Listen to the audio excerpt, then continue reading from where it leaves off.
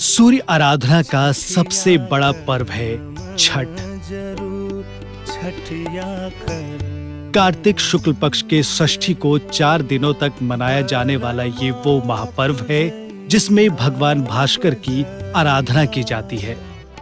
दुनिया का ये इकलौता ऐसा पर्व है जिसमें उगते और अस्त होते हुए सूर्य की पूजा की जाती है।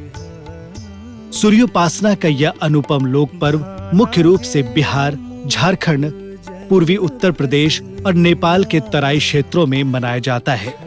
ये एकमात्र ऐसा पर्व है जो वैदिक काल से चला आ रहा है और अब ये बिहार और पूर्वांचल की संस्कृति बन चुका है।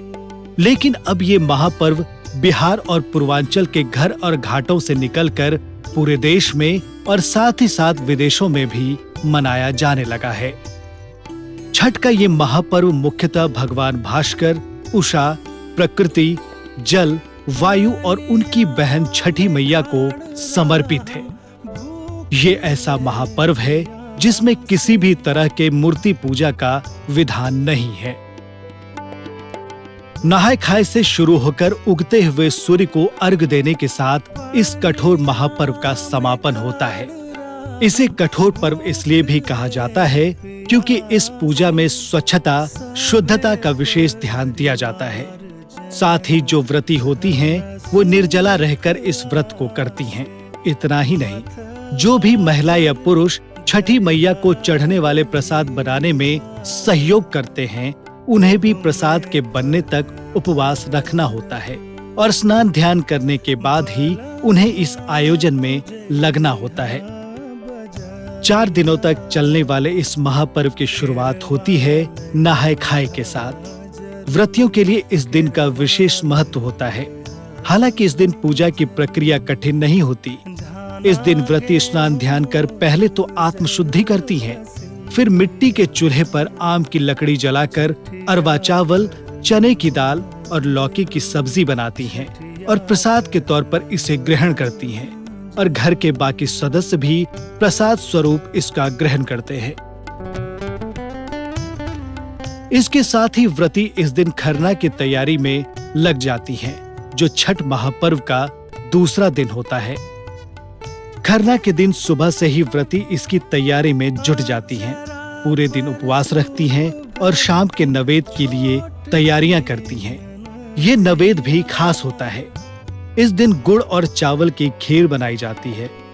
कई जगहों पर साथ में रोटी बनाई जाती है तो कई हिस्सों में पूड़ियां तैयार की जाती हैं और फिर फलों के साथ छठी मैया को खीर पूरी या फिर रोटी का फलों के साथ भोग लगाया जाता है।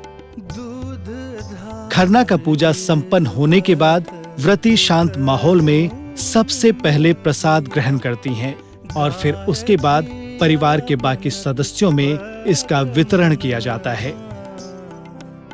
कई जगहों पर कुंवारी कन्याओं और ब्राह्मणों को खिलाकर प्रसाद बांटने का भी विधान है। खरना के दूसरे दिन सुबह होते ही व्रतियां शाम के अर्घ की तैयारी में जुट जाती हैं। साथ ही घर परिवार, आस पड़ोस की महिलाएं भी स्नान ध्यान कर उपवास रहकर शाम और सुबह के अर्घ के दौरान समर्पित किए जाने वाले प्रसाद बनाने की प्रक्रिया में जुट जाती हैं। इस मौके पर ठेकुआ प्रसाद का विशेष महत्व होता है, जो गेहूं के आटे और गुड़ से शुद्ध घी में पकाकर बनाया जाता है। साथ ही साथ ईख, नारियल, सेब, नारंगी और कई तरह के सीजनल फलों को प्रसाद के रूप में समर्पित किया जाता है। जैसे जैसे सुबह से दोपहर और फिर दोपहर से शाम की तरफ भगवान भास्कर का गमन होता है, वैसे वैसे छठ घाट पर श्रद्धालुओं और व्रतियों की भीड़ बढ़नी शुरू हो जाती है और फिर व्रती पानी में कोई नारियल के साथ, तो कोई पुष्प के साथ, तो कोई सिर्फ अगरबत्ती के साथ उतरता है और छठी मैया की आराधना करता है और फिर अस्त होते हुए सूर्य को अर्घ दिया जाता है। शाम के अर्घ के बाद कहीं कहीं ये भी विधान है कि लोग घाट पर ही रात गुजारते हैं और ज्यादातर व्रती लौटकर अपने घर आ जाती हैं।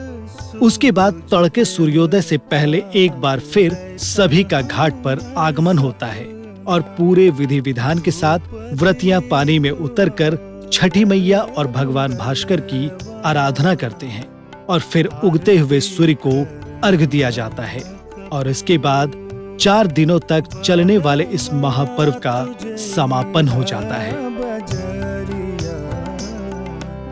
सेवा लैहा जरूर, सेवा